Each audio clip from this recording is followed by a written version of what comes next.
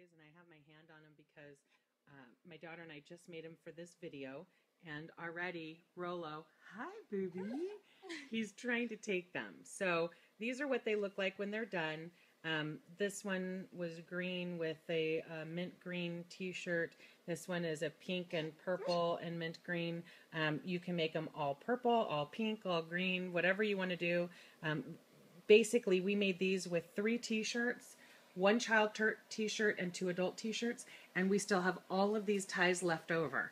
So poles left over. So it's amazing how many of these that you can make.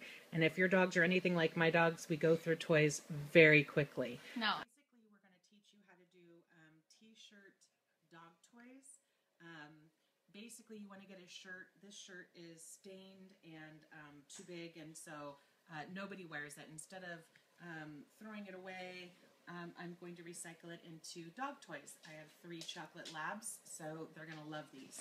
First thing you want to do is you want to cut off the sleeves, and you want to cut behind the seam. So you're going to cut, and it does not have to be neat at all. You can cut off the sleeve. You're going to come to this side, cut off the before the seam, as you can see, and then you're going to cut off the neck. So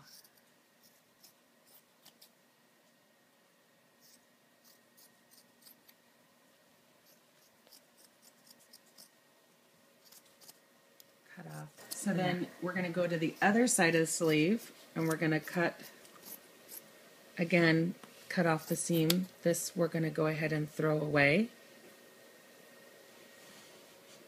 And you're going to do it with the other sleeve. Then you're going to go ahead and cut this seam out.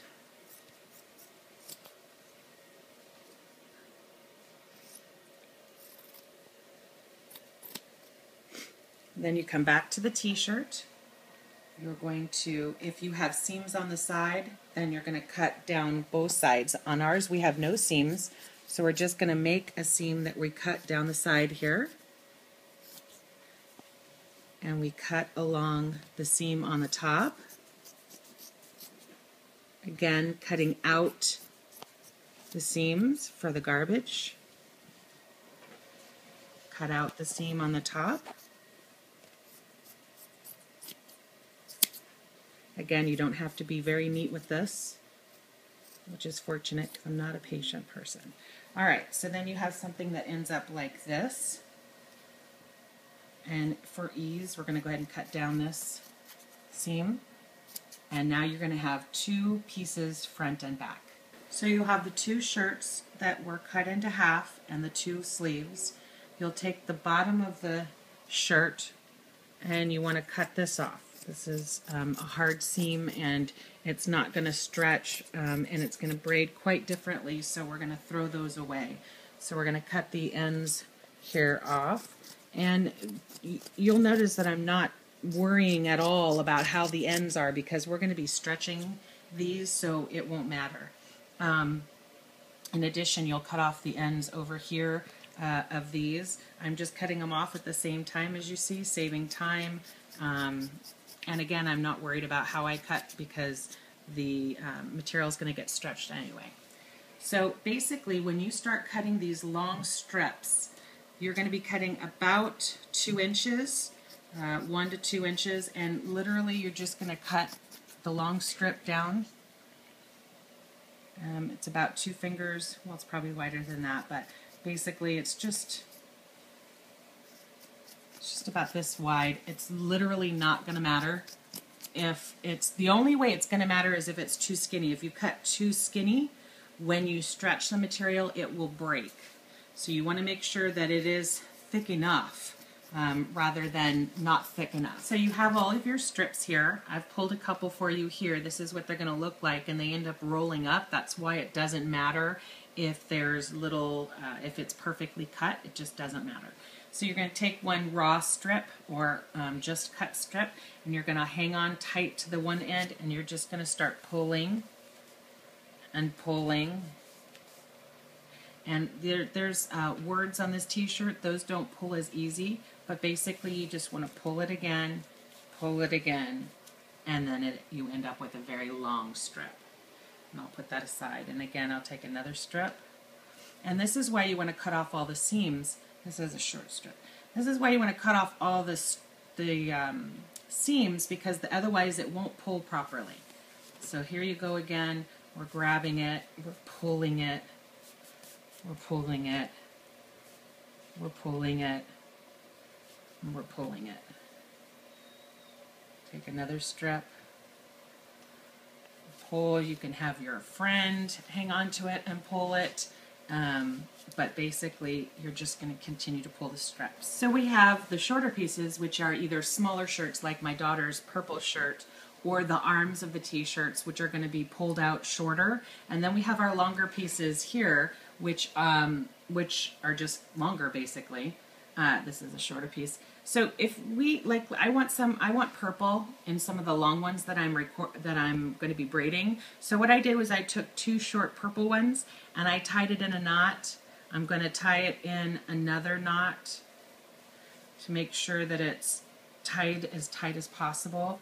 And then I'm going to cut off these ends right here. And then I'm going to add this to the long pile so that I can go ahead and braid. Since we're braiding and then we're braiding again, and you can braid 3 braids as well. So when you are braiding them together, this knot will be completely unseen. In addition, if you have some long ones that have this t-shirt had some embellishments on it. It was a curved t-shirt that was stained.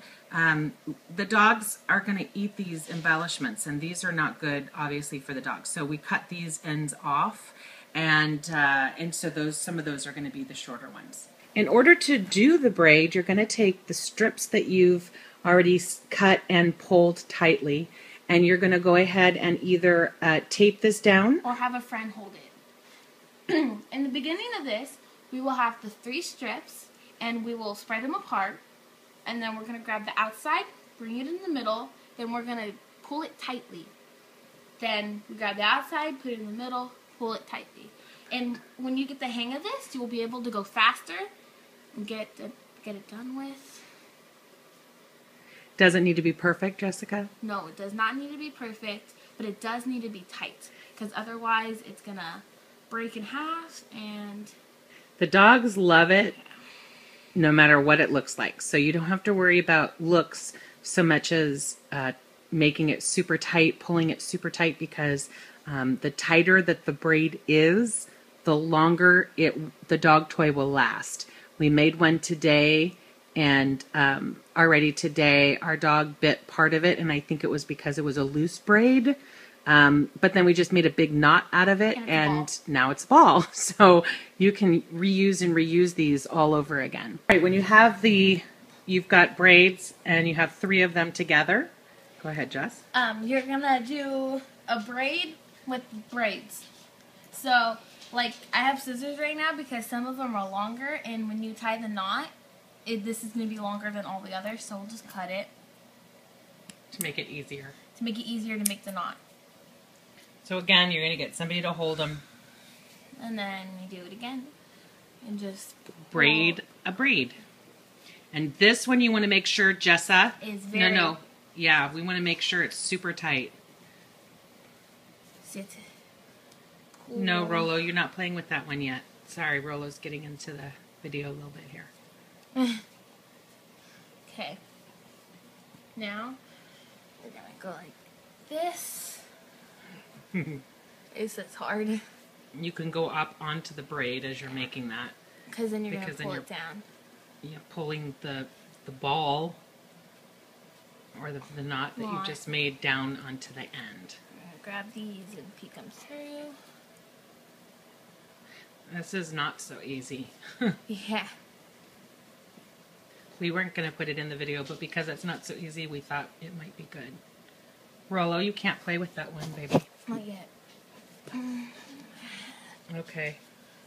And if you have little ones sticking out, it's okay. You can just cut them off too. But you're going to pull tight first, and then you're going to pull the knot all the way. Pull the knot down onto the end, and then pull the end. After you're done braiding all of them, you are going to make knots on the end.